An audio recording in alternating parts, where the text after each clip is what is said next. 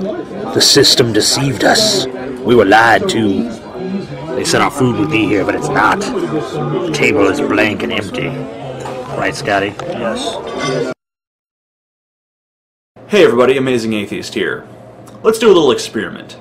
Now, this experiment will only work if you're subscribed to a lot of vloggers like myself. Go look at the recent videos on your subscription list, look at the thumbnails, and pay attention to the camera angle.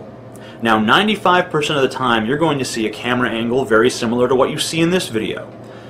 Direct shot to the face. Now let's take a look at a video recently posted by 2Rocker for you to yours truly. Hello. Okay, so today I'm making a video about what a single person said on YouTube. 2Rocker, did you go to the Lacey Green School of Argument? Because she pulled this exact same shit. Hi everybody, it's Lacey Green here.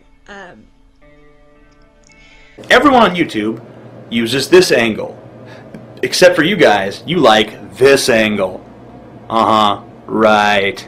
So it's just a coincidence that you guys with your low-cut shirts like to shoot from above. The fact that we can see your cleavage, that's just a coincidence.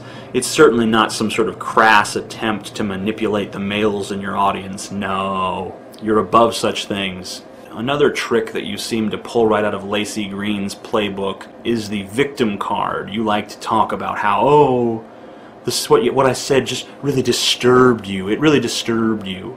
Now, I never really intended to make a video about a certain person, but what this man said really disturbed me. I am sick. I am positively sickened and horrified by what is going on in the atheist community right now. And what did I say that really disturbed you? I said that I wanted to bring about utopia.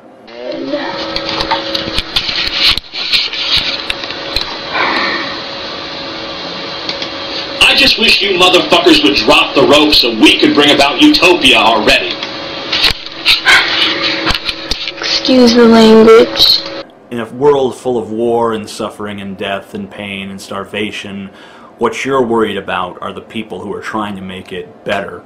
That makes a lot of sense. Of course, the utopia comment was sarcastic anyway. I was mocking ideologues, and everyone who watched the video recognized that fact.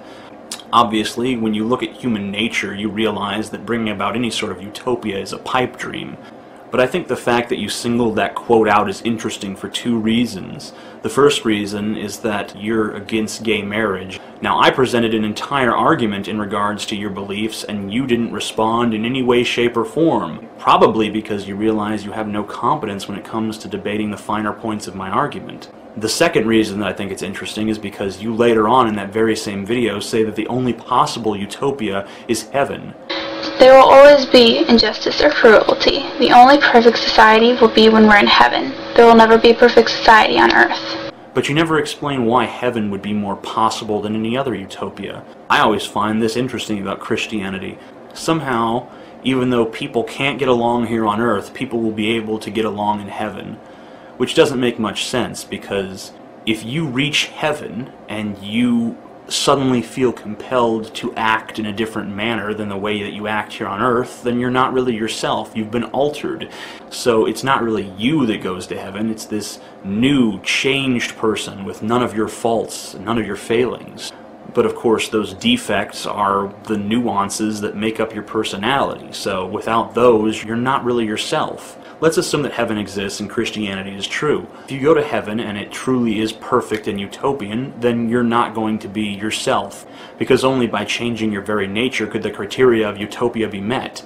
And if you do go as yourself, then heaven couldn't possibly be a utopia, because you would still have the same biases and inclinations that you had here on earth. So I just found it a little bit interesting that that's what you chose to argue of all things. Hopefully I'll find someone more challenging to argue with tomorrow.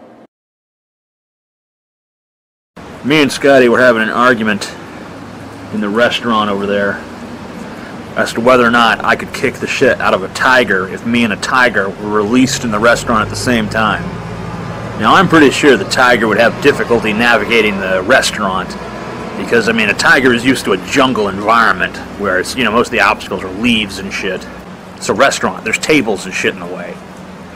Tiger isn't used to that. Plus, I could throw things at the tiger. You know, the tiger isn't used to having shit thrown at it. That would freak the tiger out a little bit. I figure you go in the back, get a knife, stab the tiger in the fucking jugular. Tiger would whoop your fucking ass, dude. Tiger would not whoop my ass. That's fucking ridiculous. This is you. Right, this piece of paper represents you. My hand represents the tiger.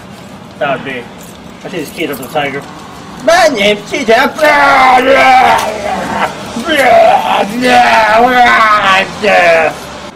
That is not how it would go at all. That tiger would get its ass owned.